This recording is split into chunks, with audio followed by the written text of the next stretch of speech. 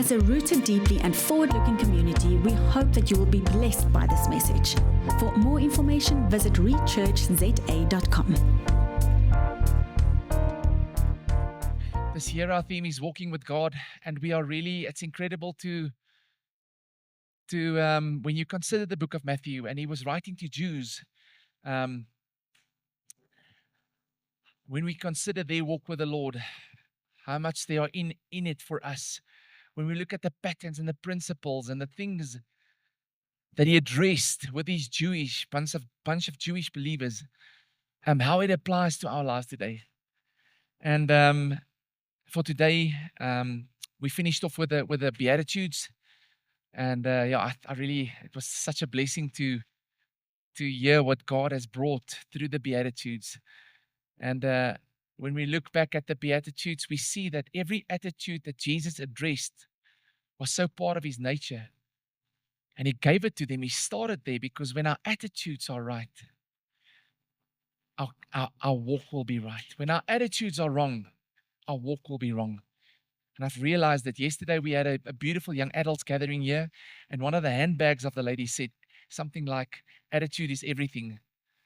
And I thought, geez, that is everything. Attitude is everything. Attitude is everything. Attitude speaks louder than any content, because attitude tells you where a person's heart is. And when our hearts are in the right place, and we can learn to posture our hearts into the right place, even though it's hard sometimes and it's difficult and we face difficulty, God can use and work with that. That's amazing. God cannot work with the wrong heart. Our thoughts may be sorted out, but our hearts are not sorted out. Then God just, he can't work with that. But when our hearts are ready, when we are postured right, oh my goodness, then all the other stuff sort of just falls into place. Today we're going to journey a little bit further into the book of Matthew chapter 5, verse 13 to 16. And my title for today is The Threefold Nature of Salt and Light. The threefold nature of salt and light. God is light, and in him there is no trace of darkness. He is the salt that came down to make a covenant with us, to stand in a relationship with us, to enhance the things that are in our lives. And we're going to look at the threefold nature of salt and light. I really felt the Lord wanted to condense it down to threefold because he's three in one. And that's who he is. And he will not ask anything of us which he is not and which he cannot do. So everything that he portrays about himself and that he reveals to us and demonstrates to us is part of who he is. And that's why I call this morning the threefold nature of salt and light. So let's just open our Bibles. If you have your Bible here at Matthew chapter 5, verse 13 to 16. Johan, thank you so much for your effort with the scriptures. We appreciate you, my brother.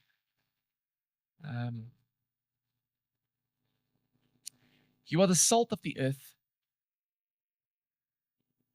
But if salt loses its flavor, how shall it be seasoned? It is then good for nothing but to be thrown out and trampled underfoot by men. You are the light of the world. A city that is set on a hill cannot be hidden, nor do they light a lamp and put it under a basket, but on a lampstand, and it gives light to all who are in the house. Let your light so shine before men that they may see your good works and glorify your Father in heaven. Interesting how Jesus comes out of this attitude, talks to them about attitudes, and then he speaks to them about salt and light. And then the next portion, he talks to them about the law, that Christ fulfilled the law. And I just quickly want to mention Mark chapter 9, verse 50. Similar portion there. Mark chapter 9, verse 15 says, salt is good, but if it loses its saltiness, its flavor, how can you make it salty again? Have salt in yourselves and be at peace with one another. Isn't that precious? Have salt in yourselves and be at peace with one another. Luke chapter 14, verse 34 says, salt is good, But if the salt has lost its flavor, how shall it be seasoned? So when we look how God has designed light, it's incredible. It's incredible. I want to start this morning with the design, because God has designed light and He's designed salt. And let's just for a moment stand still with the design of light, the design of salt. When we look at the nature of light, it's awesome because light gives us the ability to see. C.S. Lewis, one of the most popular Christian writers of our day, also a very wise man, said, when you look for one another, or when you look for the light, you don't gaze into the sun. When you look for the light, you do not gaze into the sun. You merely look at the people around you and you know that you can see. You know that there is light.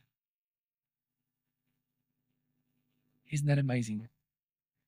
The very nature of light is so that one could see. Could see. Secondly, sunlight and light is so dynamic and so strong that it has the ability to heal your physical body.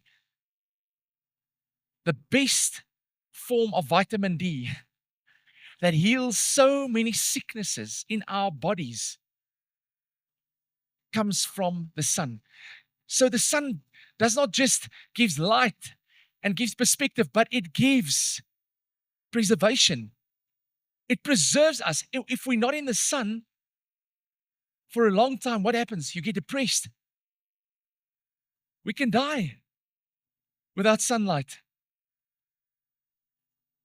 And then lastly, something, there are way more, but I've clustered into threes this morning. Please forgive me. Apart from the fact that it preserves you, apart from the fact that it helps you to see, it gives you perspective, it preserves you, it also fills everything. It permeates everything. It fills everything.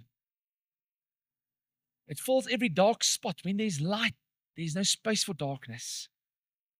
Let's for a minute look at the nature of salt. In the same context, I want to look at salt. When you throw salt on raw meat, or you put salt on a wound, what happens? It draws out all the gunk. If a wound is like full of pus, and you put salt on it, what happens? It draws out all the gunk. If there's a worm in the meat and you put salt on it, the worm will crawl out. Why? Because salt brings out, it draws out, it points out, it brings perspective, it points things out. As light also points things out and brings things out of darkness, salt brings things out. Secondly, salt preserves and protects food such as olives. I've never had a taste for olives in my life. Struggled. Yeah, I also say shame. Until about 6 months ago. You know what was the problem I had? I had misinformation, and I had to forgive my wife for it because she never helped me with it. I always thought that olives were preserved in vinegar, and I can't do vinegar. I immediately get nauseous when I smell vinegar. It's like, whoa. Salt is not preserved in vinegar. Salt. Olives are not preserved in vinegar. Olives are preserved in salt water. And they're kept. And they last long. And they can be enjoyed because they are preserved.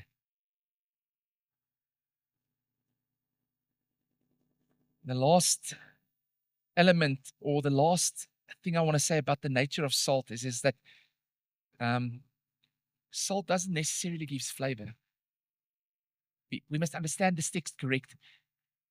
The original translation doesn't say if salt lost its flavor, salt lost its savor. Its ability, the ability that salt has is to bring things out. And Jesus did not say, you are the salt of the earth. He represented that. Why? Because He came to bring out of us the deep, deep things that God has placed in us. And now it's our role to bring things out of one another that will glorify our Father. That's what salt does. The nature of salt is that salt brings out, it enhances flavor. If something has a specific flavor in it or a food, you put salt on it, it brings it out. Okay. So we've started with the threefold nature of salt and light. Firstly, it points out. In John 1 verse 5, let's look at the first point that it's a pointer outer. It points things out. It brings things up. What does light point out? John 1 verse 5. Can we look at John 1 verse 5? Okay. And the light shines in the darkness, and the darkness did not comprehend it. Darkness, brothers and sisters, cannot stand where there is light. So light points darkness out. Often, when darkness gets pointed out in our lives, we we struggle with it. We feel, oh my goodness, everything's falling apart. And things feels weird when darkness inside of us gets pointed out when the light comes. But we should actually rejoice when the light of God starts to shine into our hearts, and our hearts start to get revealed. Because what happens there is that the Lord is gracing us with His light. His light is grace. We sing that song, turn your eyes upon Jesus, look full in His wonderful face, and the things of the earth will grow strangely dim in the light of His glory and grace. The glory clouds, Laurie, brings out what shouldn't be out. And often when we get confronted with the light of Christ, it's not a nice feeling. But this morning, I trust as the Lord brings His light and shines His light into our lives, and we feel His light this morning brings out things. It's never to shame. I want to say it's never to shame or blame or bring guilt or condemnation of your life. That's not the nature of who He is. He's the one drawing us. He's the one drawing us. So why would we blame and shame and bring out and point out the gunk in one another's lives? If He's not doing that, if He's shining His light so that we can see. Let me use one example. David struggled with light. He struggled to see the light of Christ. He, apart from the fact that he went to steal another man's wife, slept with her, she fell pregnant, he killed the husband. And he went on until the prophet Nathan came to him and said to him, I want to tell you a story. I want to bring some light. Can I shine some light? And he shone light into David's reality. He said, here's this narrative. And David said, this can't be. Who's this man? Stealing this man's little sheep and taking this and that. And Nathan said to him, it's you.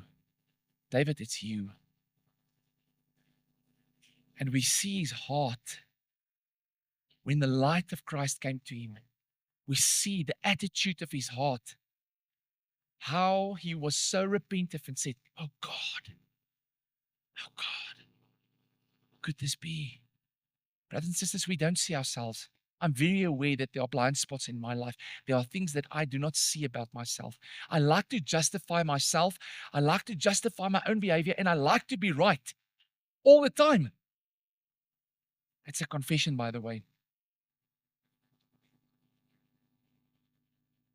But that's not just me. It's not just me. It's part of our evil nature that we have to crucify and crucify and crucify and crucify. And that's why we need one another. That's why we need one another. There are certain things that I need to hear about myself, and I will not hear it and see it unless there is a body. But that counts for you as well. You will not see and hear and experience it if you are not plugged into a body. And it's not nice to hear and see these things when the light of Christ comes.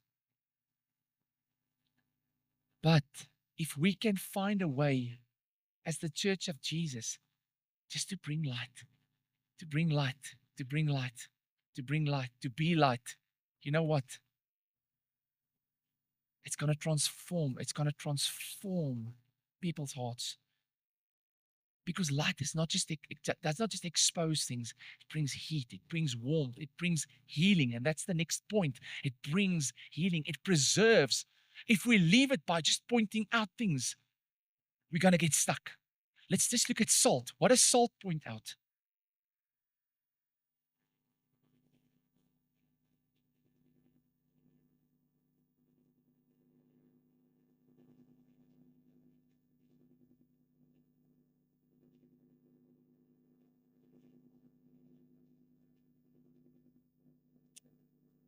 Second Kings chapter 2, verse 20 and 21.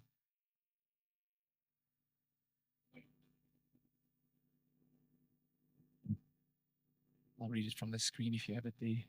And he said, bring me a new bowl and put salt in it. So they brought it to him. Then he went out to the source of the water and cast in the salt there and said, thus says the Lord, I have healed this water. From it there shall be no more death or barrenness. I want to prophesy over every person here this morning. This is Elijah, the prophet Elijah.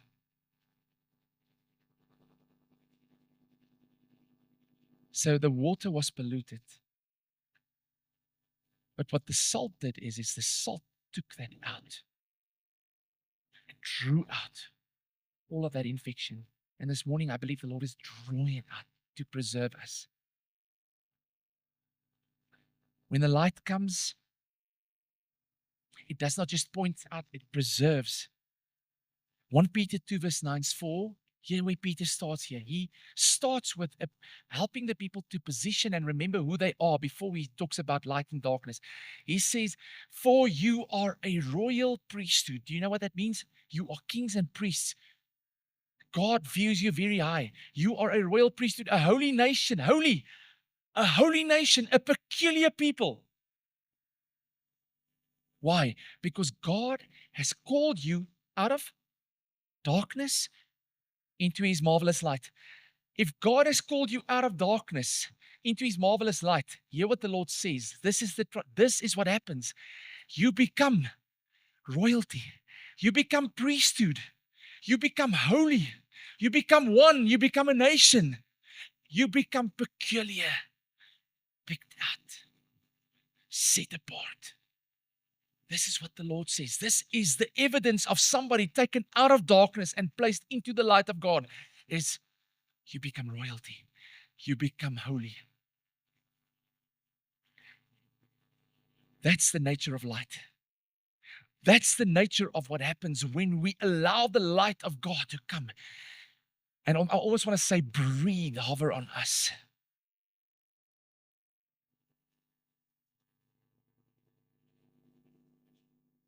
Salt was a covenant. Salt was a sign of a covenant. Friendship covenants were made through salt. It was made through salt. Why? Why was salt associated with covenant? Because salt should never lose its flavor. Let's go back to the text. What did Jesus say? He said, salt that lost its ability to bring out flavor is good for nothing. If I can't bring out of you as a brother or a sister what God has placed in your life, I've lost my ability to do what God wants me to do. That's what salt should do.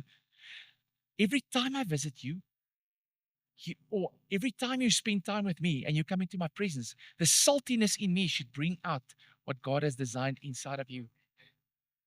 That's what it should do. Not break it. You stay that side and I stay that side. You do your thing and I do my thing. No, it should bring out the very best God has designed in you. Come, bring what God has in your heart. Come, release what God has given you. Come. That's what salt does. Salt brings out.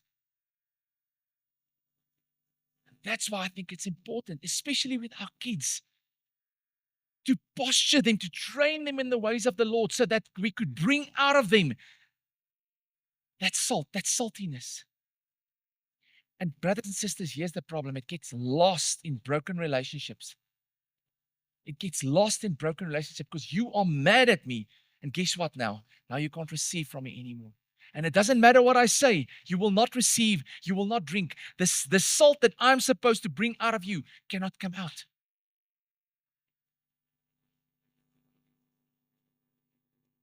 Want ek het jou kwaad gemaak. But if we remember who we are, we'll keep short accounts. If we remember who we are, we will remember that our very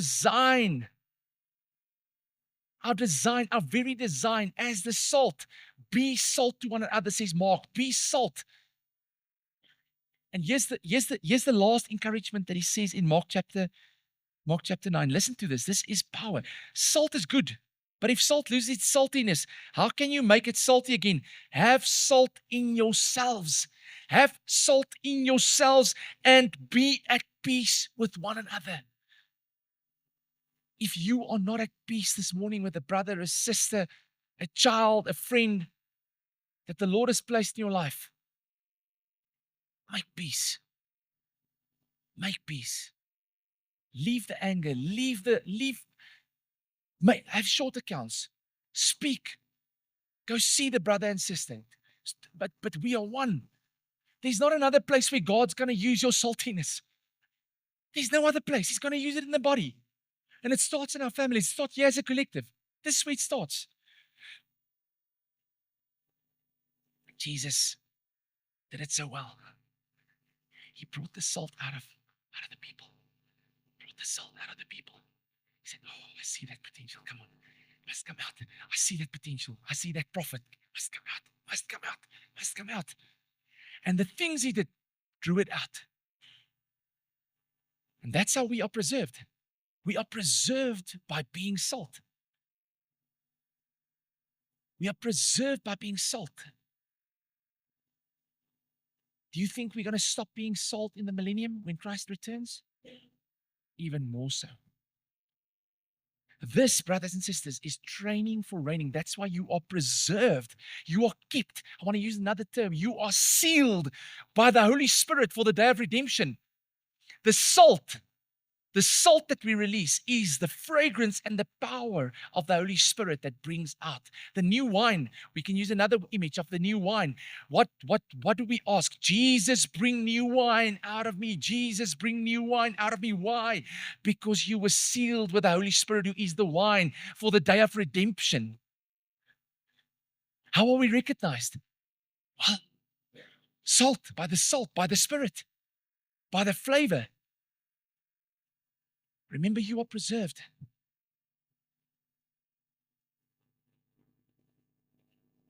Okay, I'm hastening myself. So salt points out, number one. Light points out. Salt preserves. Light preserves you. Vitamin D, you are preserved. Light preserves you. It keeps you alive. Last one. Salt and light permeates. It has to permeate. So it's not just pointing the bad stuff out of me. It's not just healing me. Because a lot of people, they come to a place of repentance or a place where they meet the Lord Jesus. They are being saved. Now it becomes difficult because now I need to allow the Lord, the light and the salt, to wash me and to cleanse me and to heal me as I walk with people. But there's another step. How does it permeate through me? How does it work through me?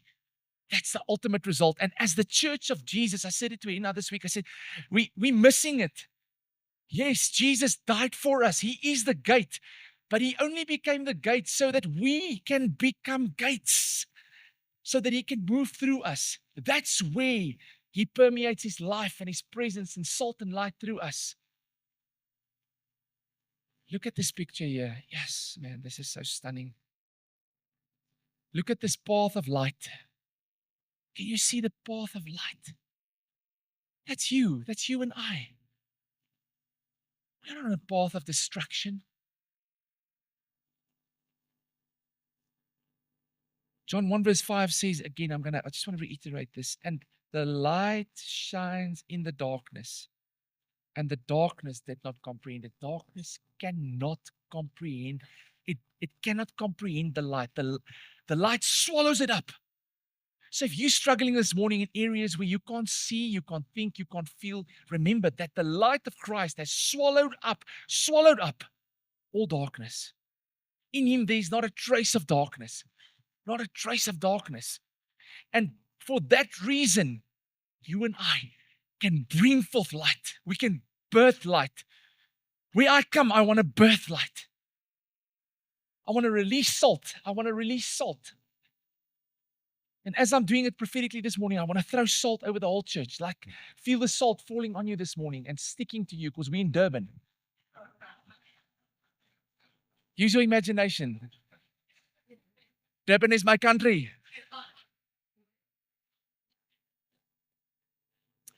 Colossians 4 verse 6. Let's go, last scripture, then I'm going to wrap up. Sorry, I've taken too much time now. Colossians 4 verse 6. Thank you, Jesus. Thank you, Lord. Thank you, Father. Thank you, Lord Jesus. Near. We don't have a show here. I'm happy to wait for you. Let your speech always be with grace. Listen to where he starts. Let your speech always. Not when I feel like it. Yes, I've been hammered on this one. I've missed this one in my life where I had to fix it up, and it's one of the most difficult things to fix up if your speech are not seasoned with grace. Let your speech always be seasoned with grace, seasoned with salt. Why does he use salt there? That you may know how you ought to answer each one. The Lord is near.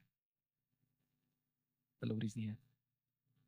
So practically, how does it look like when the salt starts flowing from me to Nikki, to Henny, to Carl, to woman? How does it look like? It looks like grace. Let your speech be seasoned with grace so that it will benefit the hearer. The Lord is near. The Lord is near. Jesus said, you are the light of the earth.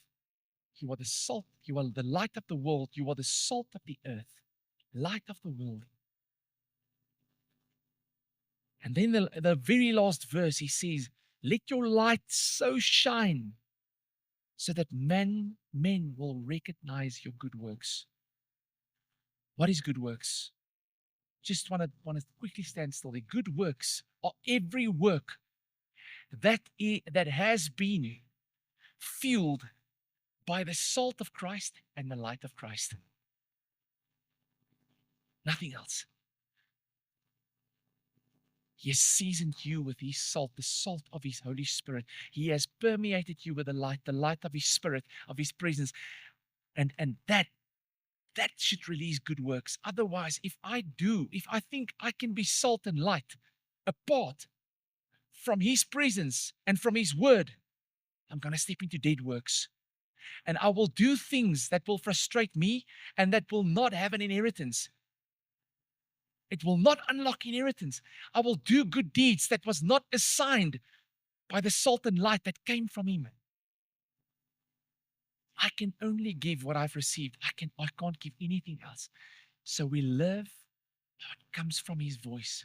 Man shall not live by bread alone, but by every word that proceeds from the mouth of God. That's salt, that's light. That's salt, that's light. He said, my words to you, Jesus said to the disciples, my words to you are spirit and life. That's light. That's salt. I want to leave you there this morning. Let's drink this in this week. Let's remember you are created to be salt and to be light. In him, you are in him. Let nothing disturb you or distract you to just throw the salt out so that it could be trampled on, or to throw the salt out. Let nothing distract you to be light and to bring light. In Jesus' name. Thank you for taking the time to listen, and we hope you've been blessed. For more information, visit rechurchza.com.